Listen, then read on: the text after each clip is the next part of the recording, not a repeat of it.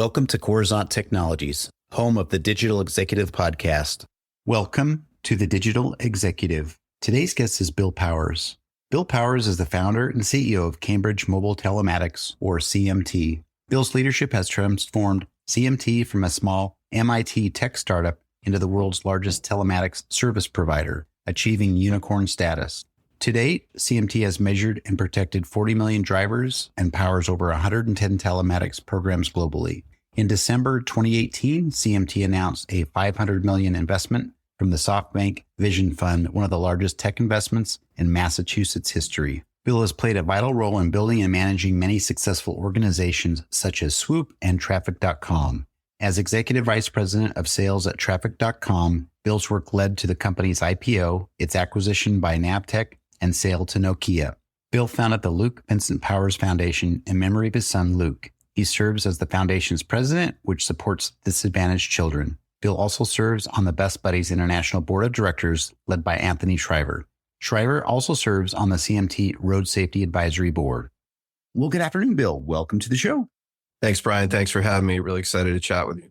Absolutely. I appreciate you making the time, hailing out of that great city of Boston area. And I'm in Kansas City, so we're just an hour apart. Easy podcast today. So, Bill, let me just jump right into your first question here. You've led multiple successful organizations, including Swoop and Traffic.com.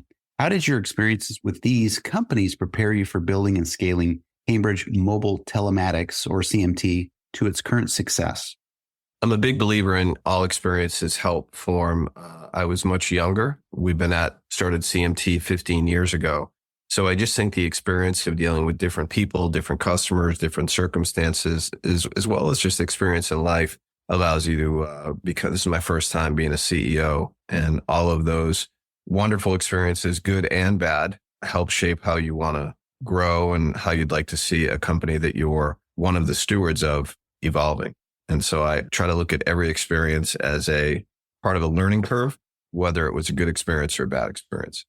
Thank you. And experiences certainly shape who we are, what we do, and how successful or non-successful we are as we take on projects or lead companies in your case. So I do appreciate that. You've got some great experience behind you. Bill, Cambridge Mobile Telematics has grown from a small MIT tech startup into the world's largest telematics service provider under your leadership. What were some of the early challenges you faced, and how did you guide CMT through them to achieve unicorn status? Well, that's a great question, Brian. You know, I get this a lot through various interviews and platforms. And I think when you're in the fog of war, you can either look at everything as or some things as a challenge or opportunities. I have great partners, my partner, Hari Balakrishnan, and my partner, Sam Madden. We started the company together. We never really looked at it as, oh my goodness, this is a challenge. How do we make payroll? Or what are we going to do for funding? Or how are we going to get customers? It was just us against the world, and you just figure out ways to do it. And so I look back at those times fondly. I'd love to be able to help younger entrepreneurs just starting out with some key decisions to make along the way that allow you maximum flexibility to avoid those potential challenges.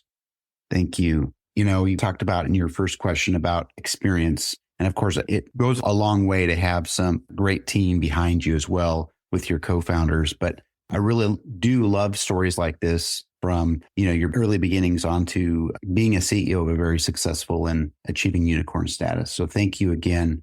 Bill, CMT powers over 110 telematics programs globally, serving more than 40 million drivers. How does CMT adapt its technology to address different regulatory environments and road safety cultures worldwide? You're hitting on a really key point there, Brian. So every state in the United States has different regulatory rules and expectations. But when you go to different parts of the world, you're actually solving for different scenarios, whether it be global infrastructure. Roads in Eastern Europe are very different than roads perhaps in the western part of the US. Many countries around the world don't require auto insurance. So you're dealing with things that might be helpful to people other than auto insurance. So family safety, roadside assistance, crash reconstruction. So you have to be aware and humble yourself that the technology you have or your vision of the world is not unilaterally acceptable in other parts of the world. So we like to say we are a global company that happens to be based in the US. But the key to understanding that different cultures or different experiences around the world as it relates to mobility is to actually learn what those cultures are about, learn what's happening, learn what's driving, what are the rules, what are the regulations, what's important to people, find the common themes. Thank you. I appreciate that. And I know there's a lot that goes into it. There's so many different types of experiences, cultures, needs in those countries. And you mentioned some countries don't even require automobile insurance. It's very different everywhere. But again, adapting to those needs makes you successful in those markets. So I appreciate you sharing that. And Bill, last question of the day, looking back at your career trajectory, what key lessons have you learned about leadership and resilience that have been most valuable in growing and managing a large scale technology company like CMT? How much time do you have? All day. So, oh my goodness, there's so much to unpack there. I would say that, I'm definitely a type A overachiever. I've got a high motor and a high cadence. But the older I've gotten and the more that I've watched the workforce change, watched technology change, I think the better I've gotten, quite frankly. I listen more. I understand more. I have other perspectives more. Different views are helpful. There are times when you have to make a decision as a CEO, which are unpopular, but it's still the right decision to make. And I often say to our leadership team, sometimes doing the right thing is really hard, but it's still the right thing. And that philosophy kind of encompasses really the way that I believe we should be working in today's world. We have a very different world with many employees in a remote environment, which I think is incredibly healthy for the individual and the family. But I believe in a hybrid environment because I believe human connection and interaction is critical. But so is a healthy balance with your family, your friends, your loved ones, where being at a desk from 8 to 6 every day, 5 days a week feels very inefficient to me. And then there's downstream ripple effects because you're minimizing the talent pool you could attract from, whether it's geographical or primary caregiver in the home. So these are things that you just learn with experience over the years. And these are things that you learn to grow and really listen to your employees as well as doing what's best for the business. Just as a personal thing, I don't think going to an office, there's a lot in the news literally this week about some of the big tech companies bringing people back.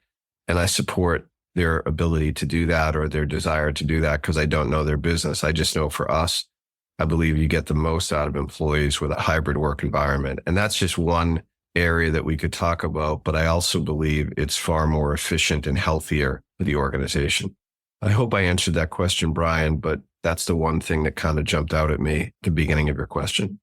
Absolutely. You did talk about your early part of your answer, how you're resilient, you were a go-getter, hard worker, right? And a lot of that attributes to your success as an entrepreneur. But what really got me was the fact that you're going to make that right decision regardless. You're doing the right thing. Sometimes it's a hard decision. It's a hard choice, but you do listen, which is great. And employees I know appreciate that. I'm sure your team's very excited to be under your leadership. So I appreciate that, Bill. I really do. Bill, it was such a pleasure having you on today, and I look forward to speaking with you real soon. Thank you, Brian. All the best. Bye for now.